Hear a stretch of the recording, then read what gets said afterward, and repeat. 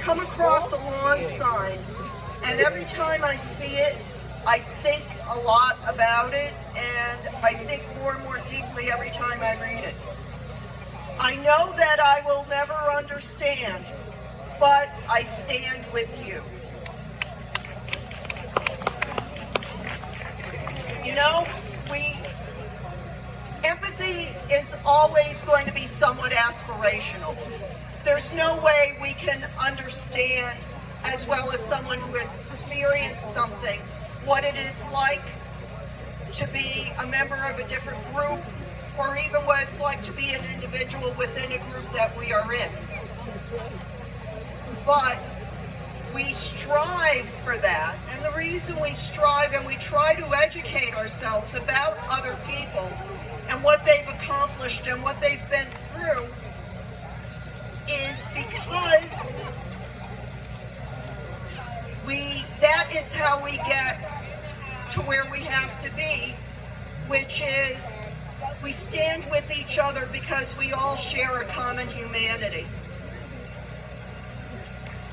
The horrors of slavery essentially grew out of the fact that the enslaved people were thought of as being less than human. Juneteenth is an important celebration because that is the day by which every enslaved community finally found out that those days legally were over and that they were just as human as everyone else. Now, we know that the road ahead was a very bumpy one. We had 100 years of horrible policy, racial violence, before we took the next leap forward with the 2 Civil Rights Acts, the Voting Rights Act, and we started to make some headway, but it's always 2 steps forward and 1 step back. And those forces that were there to try to put an end to the thought that all of us are equally human, they're still out there. Their president may not be in the White House anymore, but they're still there.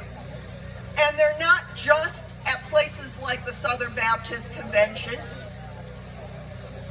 They're also here. In Westchester County, some of those people won school board elections this year. We have to stand up for what we believe, or else they will overcome so much of the progress we had made, and they're going to delay the further progress we need to accomplish if we don't keep standing up.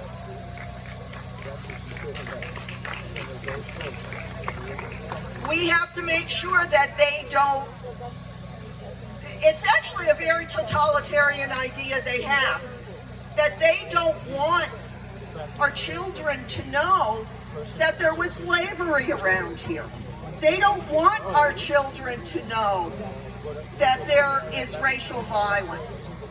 They want our children to believe that, well, that one still photograph of Officer Chauvin with his knee on George Floyd's neck really doesn't look so bad. I think all those people, quite frankly, should be forced to sit and watch the full 9-point-some minutes of that. But we have to stand up and make sure everyone is educated, make sure our children are educated, make sure our school curriculums are updated. When I was studying a number of years ago for teacher certification in social studies, you know, in 11th grade, they skipped from the Constitution to the Progressive Era. What did they miss? They missed slavery and the Civil War and Reconstruction and the end of Reconstruction. We have to stand up in our school districts, at our state and national governments, and make sure that the truth is out there for all to see and that everyone learns it. The old The old saying that the truth will set you free, that is the only thing that is going to set us all free. Now, the last thing I want to bring up is, we've been talking about downs and ups and downs and ups. Juneteenth itself was a day of great joy for those people who found out about their liberation. And we've got around here many of the ingredients, right? We got great music, we got great food, we got all kinds of fun tchotchkes and jewelry to take home with us. We have our neighbors who we haven't seen in over a year to have fun with. So remember, a movement only grows if, in addition to the serious, you also have the fun as well. So have fun today, and we'll get to start working hard again tomorrow. Happy Juneteenth, everybody.